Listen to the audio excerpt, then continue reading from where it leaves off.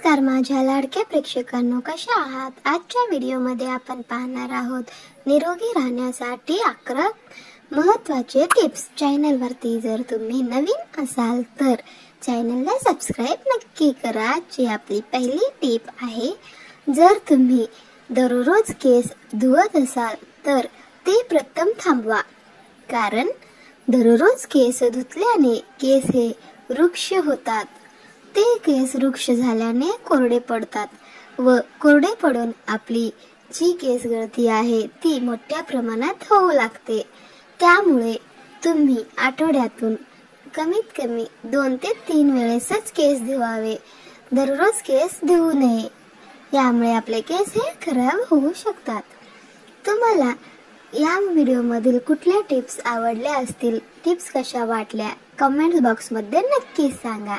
आपली पुढची टिप आहे, ताप आल्यास कांद्याचा रस काढावे व ते कांद्याचे रस तळहाताला, पायाला, पोटाला आणि पाठीला छान लावावे व हलक्या हाताने मालिश करावे। कांद्याचे रस अशा प्रकारे लावल्याने ताप हे लवकर उतरते, कारण कांदा हे थंड असतो, म्हणजे कांद्याचे रस हे थंड असते, त्यामुळे आपले ताप हे लवकर उतरते।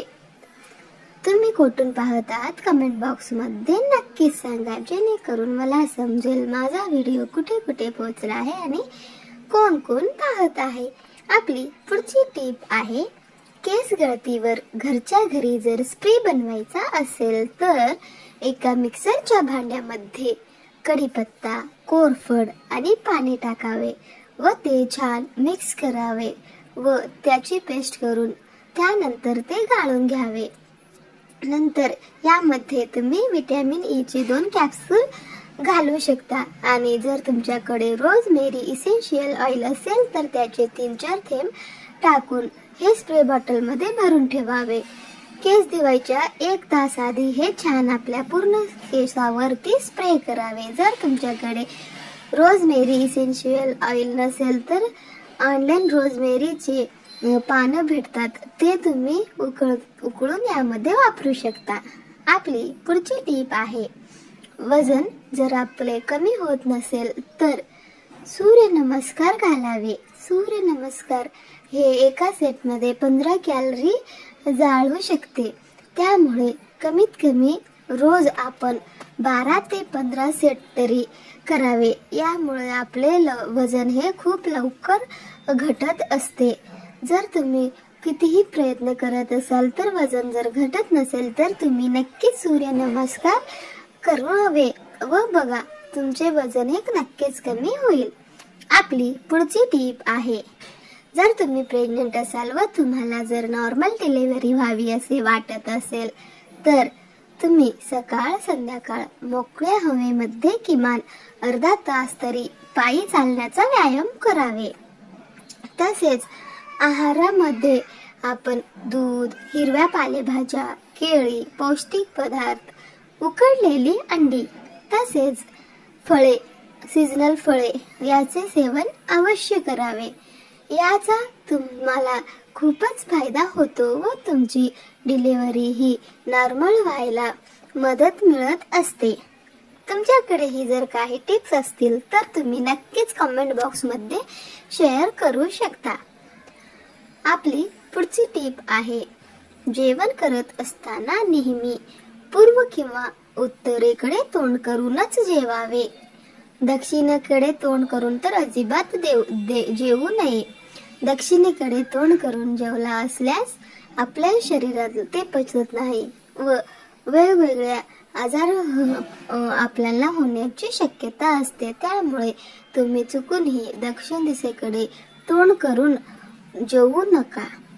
आपली पुढची टिप आहे, स्वयंपाकघर हे नेहमी साफ आणि स्वच्छ नीटनेटके ठेवावे, कारण आपण स्वयंपाकघरामध्ये जेवण बनवत असतो, त्यामुळे स्वयंपाकघर हे नीट व्यवस्थित ठेवावे व जेवण झाल्यानंतर प्लेट हे टेबलावरच कधीही ठेवू नये। ते त्याच्या जागी घासण्यासाठी तुम्ही कुठे भांडे घासता त्या ठिकाणी नेऊन ठेवावे। तसेच जर टेबलावर आपले ताट पडून राहिले तर मच्छर, चिलटं व्हायची शक्यता असते।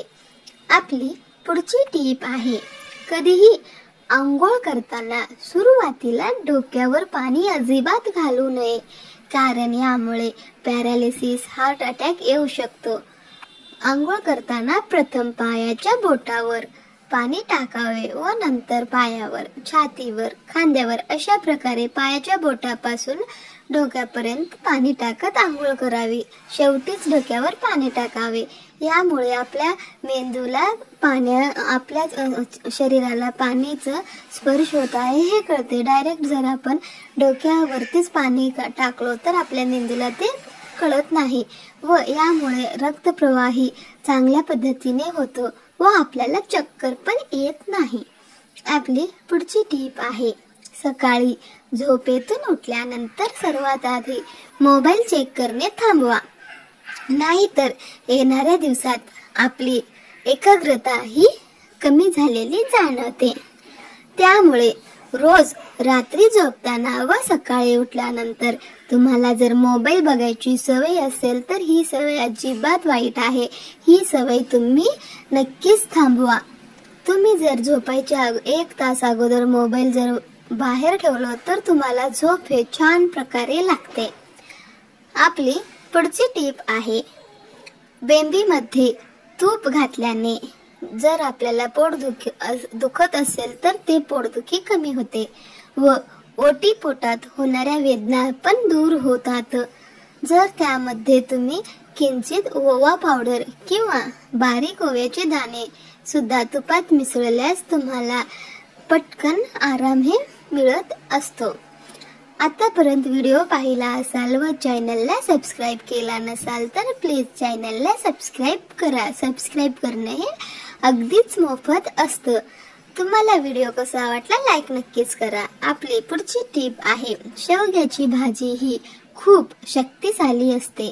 त्यामध्ये असलेले कॅल्शियम हे दुधापेक्षा 4 पट जास्त असते व त्यातील पोटॅशियम हे केळीपेक्षा जास्त असते आणि प्रोटीन तर मांसापेक्षा दुप्पट तरी जास्त असते. त्यामुळे आपल्या आहारात नेहमी शेवग्याच्या भाजीचा अवश्य समावेश करावे. तर प्रेक्षकांनो, आजच्या आपल्या या स्पेशल टिप्स आपणास कशा वाटल्या ते कॉमेंट बॉक्स मध्ये नक्कीच सांगा, मला समजेल. व आपणाकडेही अशा काही टिप्स असतील तर तुम्ही तेही कॉमेंट बॉक्स मध्ये नक्की सांगा. तुम्हाला पुढचा व्हिडिओ कुठल्या विषयावरती पाहिजे आहे ते सुद्धा तुम्ही कॉमेंट बॉक्स मध्ये सांगू शकता. जर तुम्हाला हा व्हिडिओ थोडासाही जर आवडला असेल तर व्हिडिओला लाईक करायला विसरू नका. सोबतच आपल्या मित्रपरिवारासोबत शेअर देखील करू शकता. जर तुम्हाला व्हिडिओ बिलकुल आवडला नसेल तर तुम्ही डिसलाईक ही करू शकता. व चॅनल वरती नवीन असाल तर सबस्क्राईब करायला विसरू नका आणि बेल आयकॉन देखील प्रेस करा, जेणेकरून माझ्या प्रत्येक व्हिडिओची नोटिफिकेशन ही तुम्हाला मिळेल. तुमचा मूल्यवान वेळ देऊन व्हिडिओ हे शेवटपर्यंत पाहिल्यामुळे आपल्या सर्वांचे मनापासून धन्यवाद. भेटूया पुढच्या व्हिडिओमध्ये. तोपर्यंत नमस्कार.